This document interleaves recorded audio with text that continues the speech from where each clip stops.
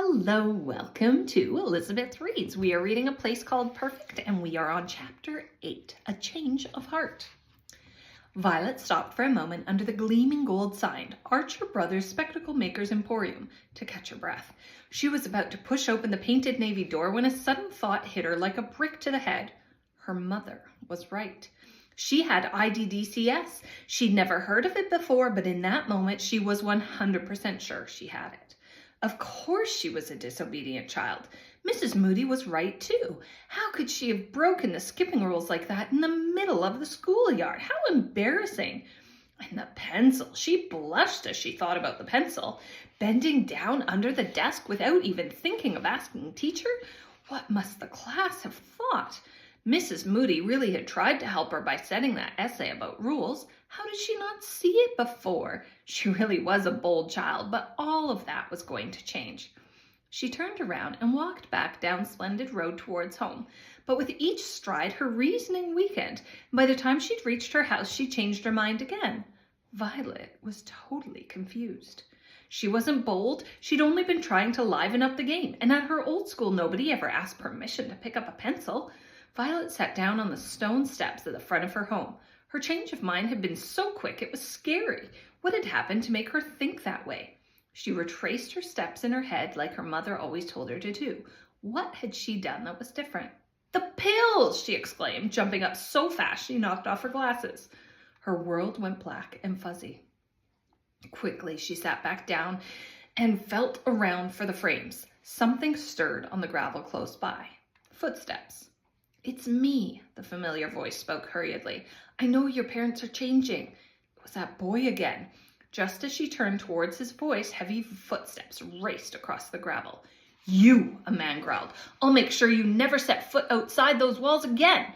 There was a rush of feet. Violet panicked and tried to stand up to get into her house, but missed her footing and fell onto the gravel below, scraping her hands and knees. "These are yours," the boy said, pushing the glasses into her hand. She shoved them on, her heart pounding. There was no one about. The yard was empty. She turned over her hands, her palms and knees were bloody, and her gray skirt was covered in pebble dust. Was she going mad?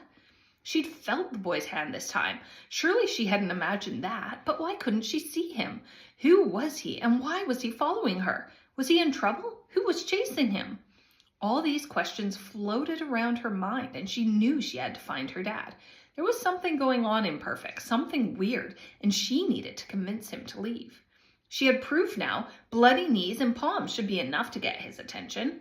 She headed off on her third trip of the afternoon and marched back towards the Archer's Emporium.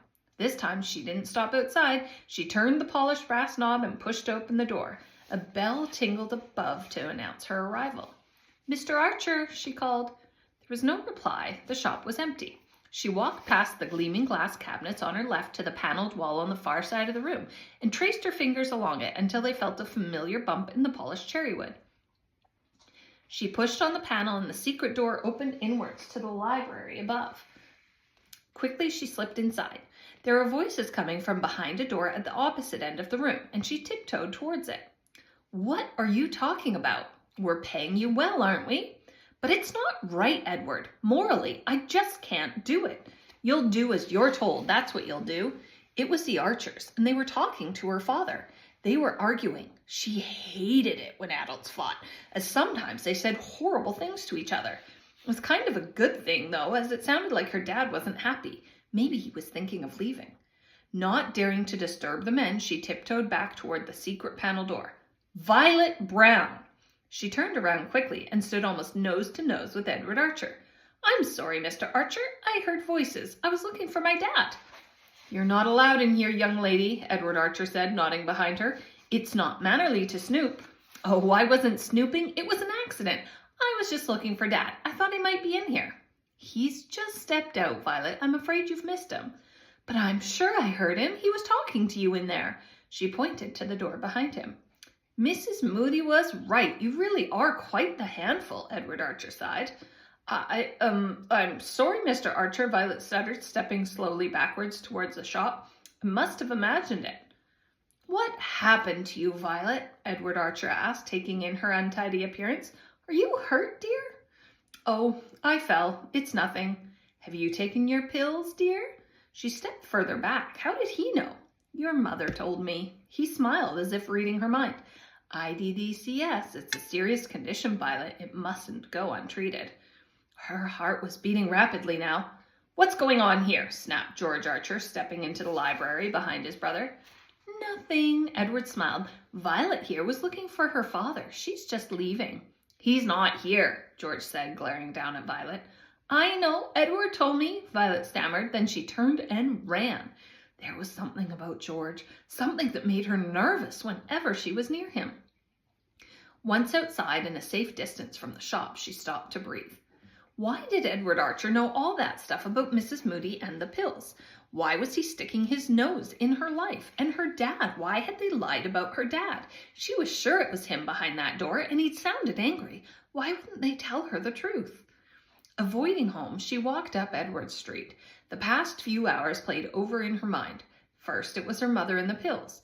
Then her strange change of heart, her glasses, the voice, the Archers, their odd behavior, and her dad. There was something up with her dad.